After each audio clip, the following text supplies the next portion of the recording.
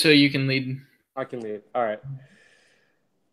So, question number 2, we're on listed date, time, and length of your meeting. I put Saturday, March 31st at 12:30.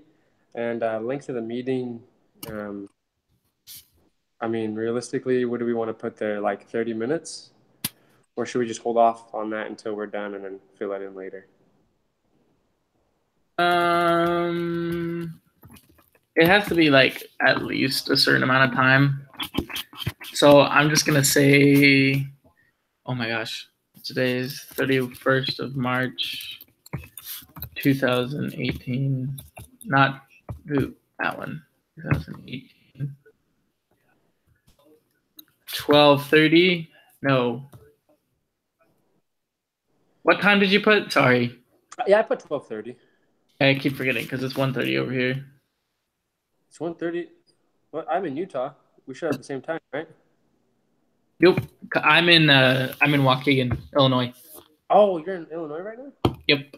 Oh, wow. I just put 30 minutes.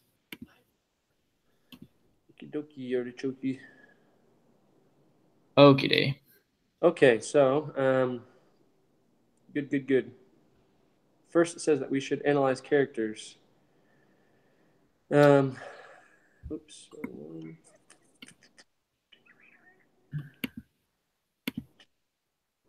Open up another tab. Nope.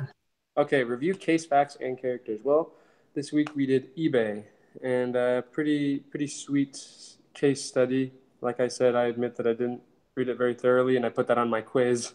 How much reading? Some. But I guess the main character that I think of first is Meg Whitman, who was pretty intense. Like she had a lot of background working with a lot of different companies and really helping a lot of companies out. And so it was fun to read about her and the jump that she took with essentially a startup company with eBay.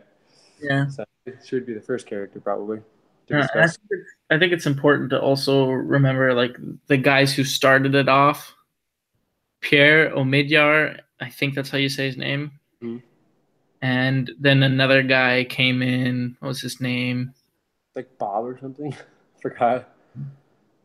Oh man. Jeff Skoll. Jeff Skoll. Yeah. 1995 graduate of Stanford and friend of Omidyar. He quit his job. Which is kind of interesting because they quit their jobs. These are nice jobs that they were working too. For sure. Like, yeah. I feel like I think we've talked about this before, but all successful people will always take a big risk. oh gosh, yes. And they're just like, oh, I'll leave my comfortable job. Especially Whitman, who was like, okay, I'll move 3,000 miles where I just have like a steady job, like something that I really enjoy. Yeah. And she kind of had to get coaxed out there because she really didn't want to move her entire family out for something that wasn't going to go anywhere. Because if you think about it, like you see a startup company and you've got no idea whether it's actually going to make it or not. And that's her greatest fear, is that it's just going to fail and fall apart. Yeah. You know, it looked like she had been through enough. And even with the florist trans world delivery, there's that section in here where she was the CEO and she couldn't fix the problems. So she's like going back to Boston. So even you can even be the CEO of a company and not know what to do to fix something. Very humbling experience, yeah. Okay. Any of the case facts? I'm trying to think. I guess would be important for a discussion. Yeah. What are you thinking, Kevin? I feel like it mainly just focuses on like Meg Whitman and what she did for eBay. Yeah, not so much eBay itself Yeah. as much. It talks about it at the first and then moves on a little bit from there. But I just feel like Meg Whitman was the one who changed eBay and turned it into what it is today, made it larger. Because there was a lot of stuff going on, and it's also there was a struggle that they talked about where the engineering group, they all worked together on the same project, But after Meg Whitman noted that they were falling behind and that there were a lot of projects that were just set off to the side, she decided we're going to split up the engineering group so that that Mm-hmm. way they can work on multiple groups or multiple projects at once. So that it's Mm-hmm. not everybody just working on one. I like that. So I mean that's one of those things that she did for eBay. eBay had its very unique culture in the fact that everybody was different. Like some people Mm-hmm. came from major corporations, other people had no experience in the corporate world at all. But them bringing that in helped to develop a better, I guess, company because then you were making it into a real world community and not just what's expected. There's not a whole bunch of people just cut and dry doing the same thing. Mm-hmm. Yeah, and I think that makes eBay really beautiful, actually. Like, because as it mentions here, in one of the questions is talk about why is it by the people, for the people, Mm-hmm. yada yada yada. It's like it embraces the community. It embraces like that culture of like bringing people that have common interest together, even though they're like strict, complete strangers. Mm-hmm. So I think Whitman. Well, it talks about how Whitman really, really enjoyed that when she went out to the West Coast of California to check out eBay, and she's like, "Man, I really like the culture. Yeah. That it was like because it's hard to develop a product as it talked about in the case where the product has product features. The product is good, but it also creates like emotional connection to the product, and eBay did that really well. Mm-hmm. So I like that, and I think Whitman really embraced that as well. Yeah. The questions that I think if you look at the questions, I think it's funny because what we've been talking about is the culture of eBay. And it says, what does it mean to say eBay was a site of the people, by the people, and for the people? So we covered that. It was a cultural site where people could come together. They could decide, what they wanted to negotiate as a price, what they wanted to do with it, how they wanted to send it, et cetera, et cetera. What did they want to sell? Yeah. And then the second question is how important is culture at eBay? While the third question really answers it, the three most important keys of eBay's success were community, community, community. Yeah, So it's like, you look into those three questions, they all answer each self the same thing. yeah, I agree. While Meg Whitman didn't work on the culture per se, Hmm. she was attracted to the company by it. Yeah. It's like community is the answer for most of the questions up here. Hmm. Mm-hmm. I agree. I think it's not that the questions are silly, but I mean they are like they pretty much answer each other. Mm-hmm. Uh, And I'm trying to think. My case study. If I mentioned any other points about the community.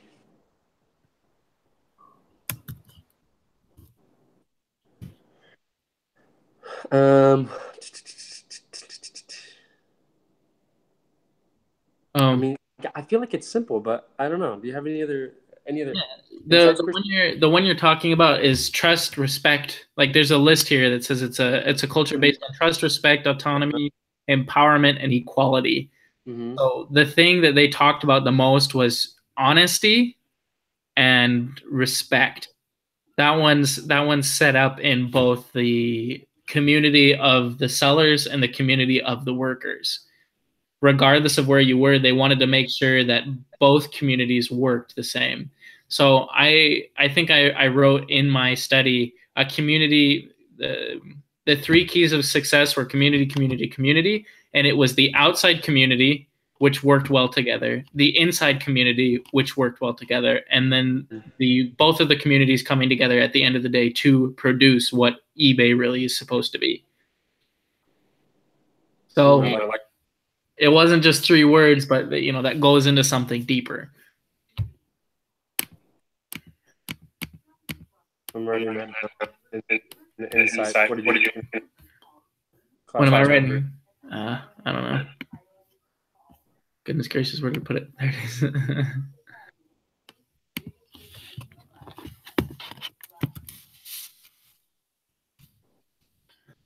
So writing that down in the three most important things we learned. Mm-hmm.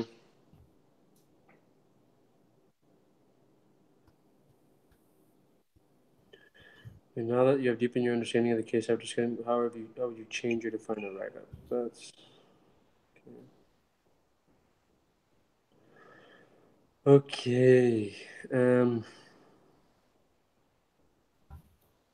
Cool. Um, now, I guess we've sort of talked about the why is the culture important, or the culture it was part of what attracted Whitman to eBay. But I think speaking of another question here, what attracted Meg Whitman to eBay on question E? Going back to the case, I remember that it said that she was attracted to the market because she's like, this isn't just like selling something online that you could sell in the store, but like it's just more practical online. She's like, you literally could not do this unless it was online. Right, right. You know, you're not going to go to somebody's house that lives in Massachusetts and you live in Oregon and like drive all the way to get, a Superman action figure or something like, and you're not going to find that Superman action figure going to like Walmart or something else. Cause it's different when it like Target is selling something online. Cause you're like, oh, I could go to Target or I could order online just for convenience.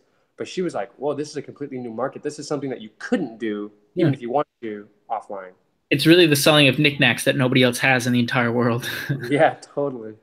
So, I mean, the stuff that we as people accumulate throughout our lives become unique Mm-hmm. because they oftentimes stop selling them.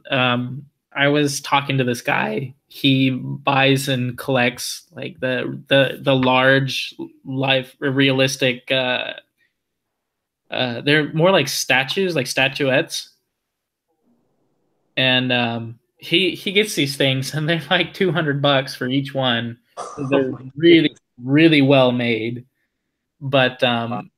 once they sell out, they can sell these things of more than a couple of grand. No way. Yeah, because once they're sold out, you can't get them anywhere else. They're not going to make any more. Mm-hmm. So you've got like 10 of them in the entire world, and your job is to figure out, where are they, which one do you want, and how much you want to pay for it. So Yeah. it's pretty ridiculous. You got people who sit on wait lists for like 7 months trying to get a hold of them. Uh-huh. eBay kind of one of those places where you could sell that kind of stuff. Yeah, my wife, she really likes this certain kind of type of lipstick, and I guess the that type of lipstick went off the market, and her mom went to eBay. Where do you go when something's sold out on Amazon and everywhere's eBay? Because that's where people sell things that are completely sold out anywhere else, or really rare items and silly items, like things that you wouldn't buy in a store, like a piece of toast, like that video that we watched, a piece of toast that has like the Virgin Mary on it. You're like, Oh God. what? And it's like selling for like $100,000 or something. You're like, okay, well, that makes a lot of sense. Really devote. I would just make my own piece of toast and be like, look, toast. Well, I've heard they've sold just ridiculous stuff on eBay before, but so Yeah. that's That's why you have to be careful, but that's also the same reason that eBay is so successful, yeah, because eBay allows you the opportunity to write down, no, this person is horrible, never purchase from them ever. yeah. And that's kind of the way that people are pushed to be good and honest and trustworthy. Yeah, I mean, the thing is, I think what contributes to a lot of success of a lot of companies is it it kind of it's hard to scam once you're required to leave a review, or once people start leaving reviews, because like I use Airbnb a lot, and you're required to leave a review, and then the host needs to leave a review for you, and so it's hard. People say, "Oh, that's so scary," but you're like, I'm sleeping on a stranger's couch or their bed or something, but they have 80 reviews, all 5 stars, and they have detailed descriptions of why this person is trustworthy, and that makes me feel good. So eBay, they're probably one of the first ones that did reviews and online reviews as far as like online marketplace goes.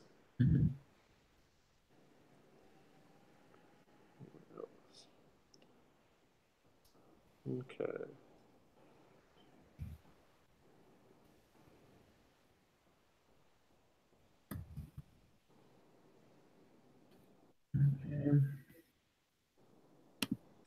I feel like the second important thing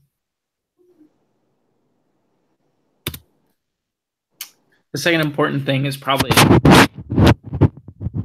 how important it is to create something. Like since eBay, there are other places that have been opened up to where you can purchase things and trade things online. Mm-hmm. Craigslist, for example, is kind of focused on one thing, but you can go on there and look for stuff. And then they started doing services, online services being sold. I think there's one. I don't remember what it is. I don't think it's Angie's List. I think Angie's List is something different. Angie's List. I don't know what that is, but it sounds really familiar. It's really familiar to me, but there's one that's like Angie's List.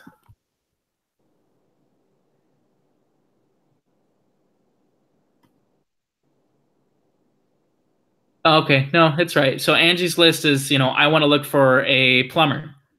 So I click on here and I say plumber, and then I search for it, and that will let me know, hey, are these people good or not? Yeah, it's like an So there's online. reviews left for them, and I can purchase services through an online community versus going to a plumber or searching in a phone book. So Mm-hmm. now it's not only like knickknacks and thingamajigs, it's services like Mm-hmm. auto repair, house repair, handyman, stuff like that. And I mean, I think every company eventually moves towards, obviously they have to, meet up with the competition. Like Amazon, I remember when Amazon was just books. Like you just bought books off Amazon. Oh yeah. And now you buy anything off Amazon, anything, literally. And so each company has to kind of go up, it has to level up as their competition levels up. Yeah. Yep.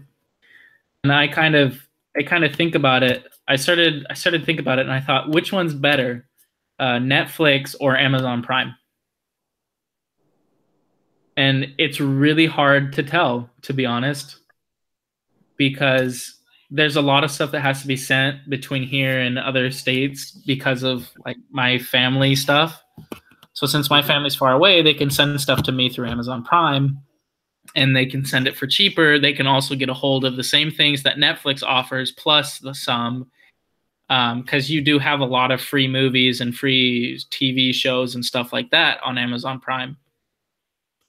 Hmm. So, and if I want to, I can purchase movies that I would like to watch, so that way they're there and I can watch them whenever I want to. Mm-hmm. So it's kind of like it has everything that Netflix could offer plus some. Yeah. Gosh, the world of business is just dog eat dog. It's always upgrading, always upgoing. Mhm. And your job is to figure out, how can I create something that people want and that won't die off within the next couple of years. Yeah. So there's Unless you're certain really things, rich.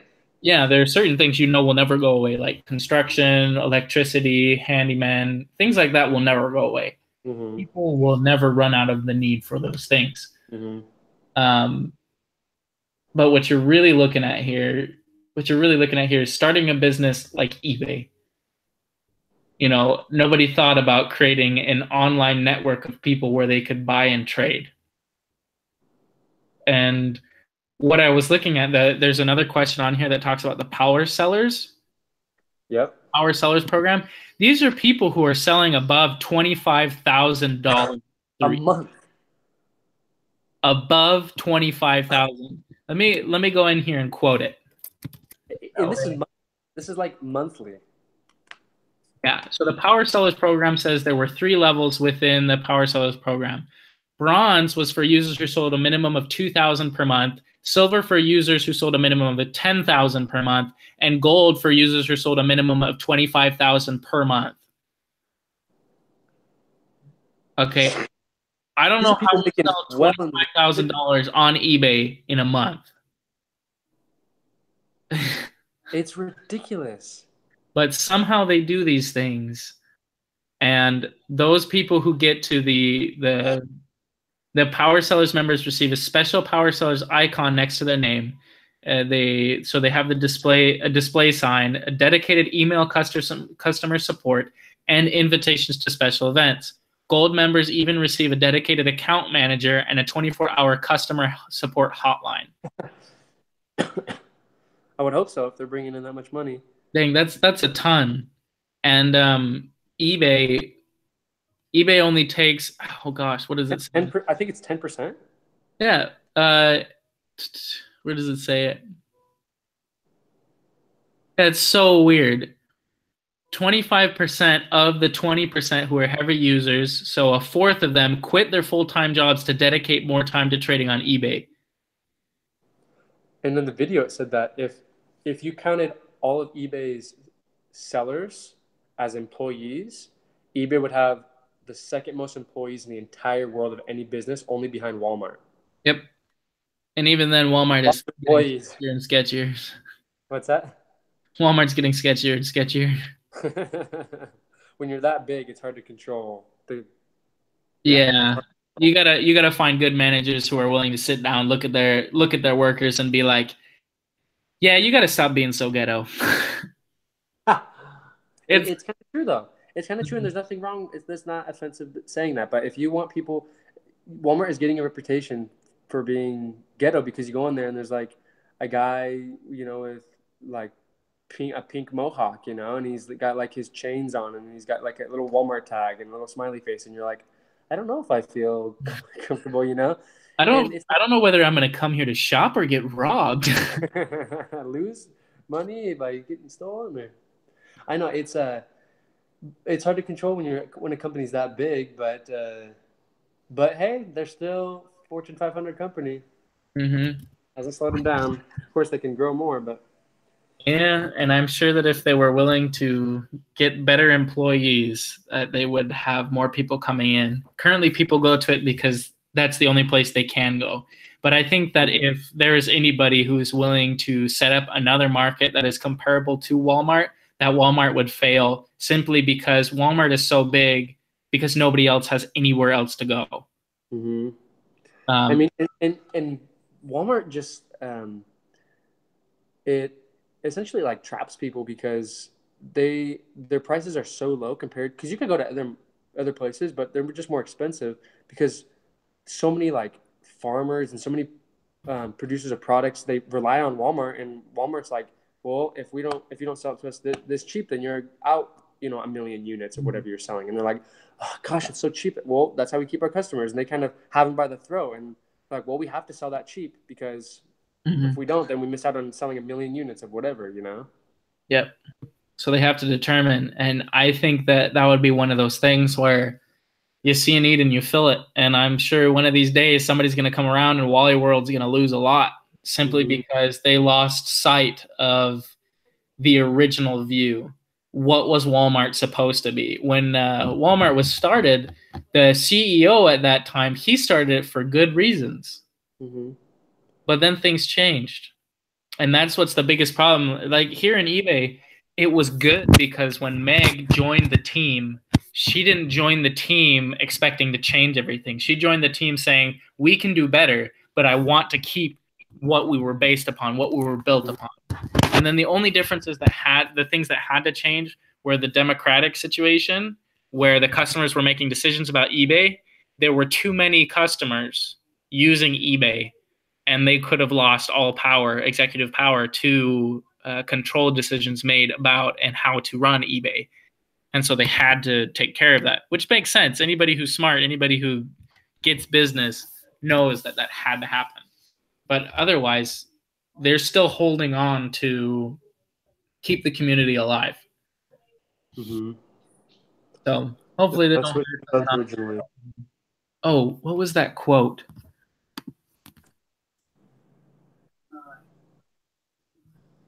There's a quote in here. I had a calendar.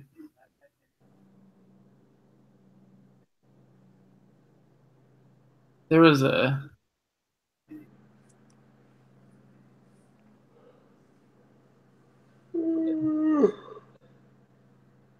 there's a specific statement by,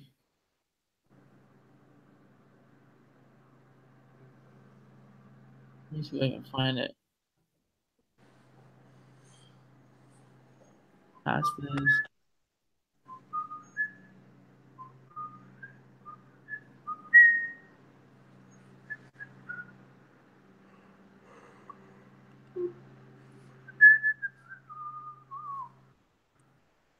I don't remember what it says, but I have to find it. It was a quote.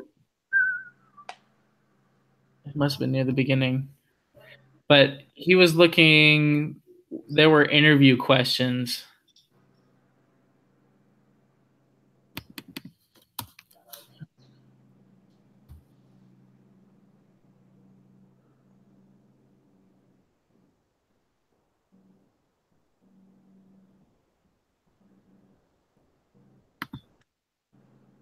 Oh, here it is. He says, we not only look for someone who brings experience to the table, but also someone who really understands the importance of the community here. If I interview someone who says, wow, you've got a really loyal customer of a community of users, we can extract a lot of value out of them, I know that's the wrong type of person. On the other hand, if that person says, wow, you have a really loyal community of users, they are the real foundation of this company, that's the right tone of respect towards our community. So it's kind of like, I'm not looking at people for money. I'm looking at people to look at the value of the people, not the value you can extract from them, but the value they are. I like that. That's true. It's a wise quote. Okay. So how are we doing, Kevin? Well, I think that's enough to communicate about. I'm always worried about what my television is doing because I'm afraid that it's going to lead me away from the what is it called? Away from general conference. Anyway, I think that covers the questions that we wanted to go about. Mm-hmm. Do you have anything else to add? I